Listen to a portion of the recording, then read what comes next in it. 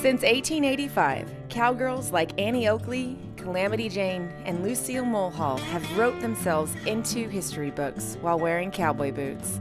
Join us as we share the tales of today's most influential cowgirls and provide a glimpse of what it's like to walk in her boots.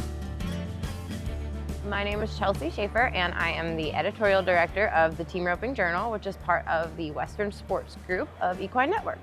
I absolutely love working with everybody in the Western industry. I love the sports coverage angle of everything that we do because I'm kind of a news junkie, and that's kind of how it feels with what we do. I love traveling and shooting at events. There's so many things that we do in a day, so I love the diversity. It's never boring, absolutely never boring. I love being a cowgirl because it's all I've ever wanted since I was a little girl. I don't know that there's any one element to it. I think you're just born with, you either have it or you don't. I wasn't born into a rodeo or Western family, but it was just in me from the time I was a little kid. I love horses, and that's what I always say. That's like my entry point to everything. All the stories are about the horses and about the horsepower.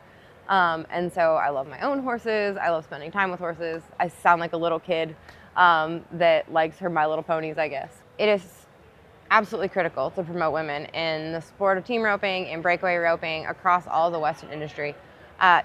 Women make up 50% of the general population. Obviously, that's not a novel statistic, but there's only ever been one event in professional rodeo that was, I'm not saying that women couldn't participate in the others, but it was specifically geared and targeted towards women, which is barrel racing.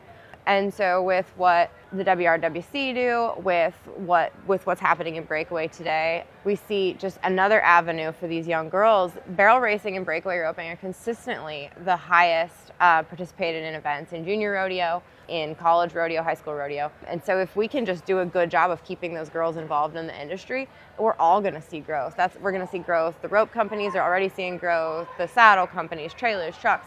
More girls, more horses, more money. It is the economic impact is something that can help sustain and grow the industry. It's the next frontier, really, as far as the way things could go. A day in my boots starts really early. So I start to the gym at the South Point. Our team meets for breakfast at 6 a.m. because we have people going all different directions. We're especially with everything we do with EQN Sports now and roping.com and all the live streams that are happening from the South Point and the Patriot. We just have too many balls in the air, plus all of our coverage at calfroping.com and barrelracing.com and Breakaway Roping Journal and Team Roping Journal. So there's just a lot of things that are happening and a lot of people. So I spend the morning kind of doing air traffic control with our team and making sure everybody knows what they're doing, what their game plan is. If I'm lucky, I'm sitting around writing, but then pretty fast it's time to produce a show at the South Point and then head to the Thomas & Mack, and I'm usually at the Thomas & Mack by 3:30, Starbucks in hand. I'm there until well after the performance, and then maybe I might have a client dinner or something after the performance, and then I sleep.